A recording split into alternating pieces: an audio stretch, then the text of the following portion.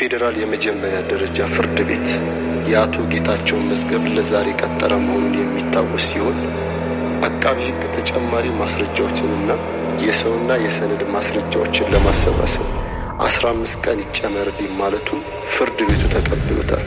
በመሆኑም መዝገቡ ለቀን 23 6ኛ ወር 2018 ለጠዋት 4 ሰዓት ቀጥሯል።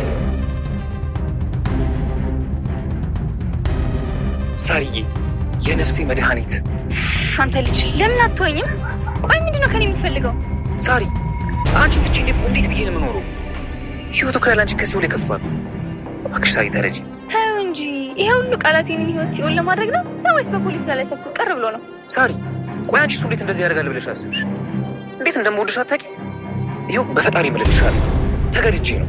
እኔንም አግተውኝ ነበር እኮ። እሺ እንዴት ልመንህ? ድጋሚ አሳልፈህ እንደማትሰጠኝ በምን አውቃለሁ? ሳሪ ልትሞት አንድ ሐሙስ በቀራት ነፍሴ እምልልሻለሁ ከልቤ እወድሻለሁ አይደል? አሸዋው ኮረቱ እሾሁ ጠጠሩ ማዘነሽን በኔ አይተው ጠረጠሩ ስታስኛት ዝና አላስኬድም አሉ ከእግሬ ስር ቡና ልቤ። ሰላም የተከበራችሁ ክቡራትና ክቡራት ውድ የቻናላችን ተመልካቾች እንደምን ቆያችሁልን? የካስዬ ልጆች ክፍል 61 እንዴት ነበር? ቆንጆ እንደነበር አንጠራጠርም። በዛሬው ርዕሳችን የሚሆነው የካስዬ ልጆች ድራማ እንግዲህ እንደምታውቁት በጣም እየዘገየ ነው እየተለቀቀ የሚገኘው።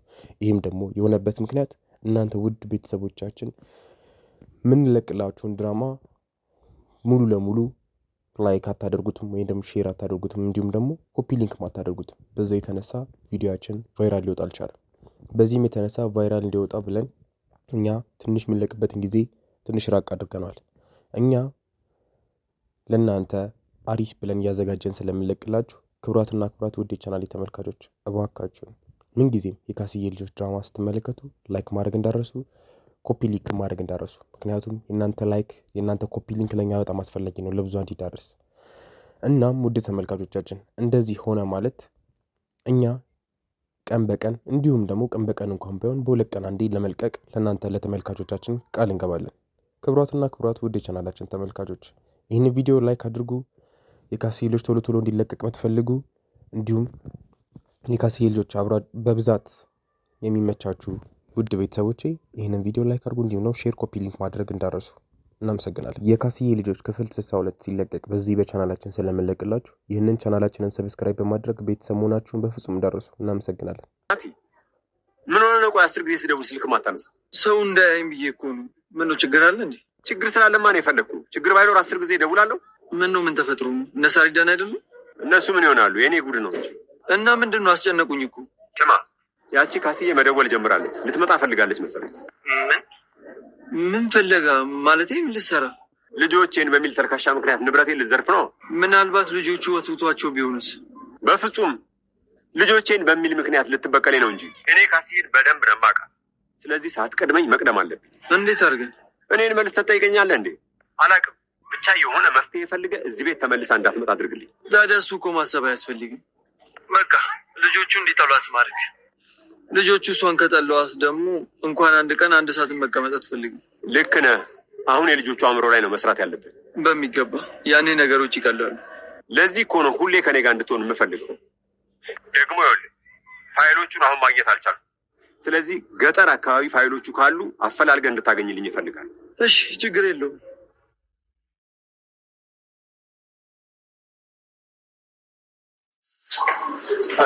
እንዴት ነው አክስቴ? አመለ እንዴት ነሽ? ዳግዬ እንዴት ነህ አባቴ? ደህና ነው አለሁ አክስቴ። ምን ደሃና የዋህ ምን ይሆናል ብለሽ ነው? አለ እግዚአብሔር ይመስገን። ደሃም የዋህም ምንም አይሆንም አልክ። ስለዚህ አንተ ደሃም የዋህም ነህ ማለት ነው። እኔ የምለው ዳግዬ ምን ነው አንተ እንደው ምን አይተህ ነው ዛሬ እዚህ ስትመላለሱ አልክሳ? እንግዲህ ምን ታደርጊያለሽ? ምን እኔ እኮ አክስቴ ብቻ ሽስተውኝ እኮ እንዳይደብርሽ ላጫውትሽ ብዬ ነው። እሺ እንግዲህ እሺ። እኔ የምልሽ አክስቴ ካስዬ ደወለች እንዴ? እንዴ ካስዬ እኮ ደወለች። አቤት እነዛ ልጆች ደስታቸው እንግዲህ ምን ይባላል? እሰይ ነው እንጂ እንኳን ደወለችላችሁ። እሱማ እልል ነው የሚባለው፣ ሌላ ምን ይባላል ብለሽ። ግን ቆይ ምናልባት ፋይል ፈልጋ ምናምን እንደሆነ ደወለችው። ፍየል? የምን ፍየል? ፋይል ነው ያልኩሽ አክስቴ። አይ ዳግዬ እንደውም አይነሳውን አነሳብኝ። ፍየልማ ገጠር ቀረ። አቤት አቤት አቤት የነሱ ስጋ ዳጊዬ ሙት ለጤንነት እኮ መድኃኒት ነው። አክስቴ አሁንስ እንደ ፓኪስታን ሬዲዮ እንዲጣቢያ ቅልቅል እያደረግሽ ነው። ማን ነው የተቀላቀለ? ወይ ዳጊዬ እኔ ሳልሰማ ገባህ እንዴ አንተ? አረሽ ትብቃ። በቃ አክስቴ ብሄድ ይሻላል።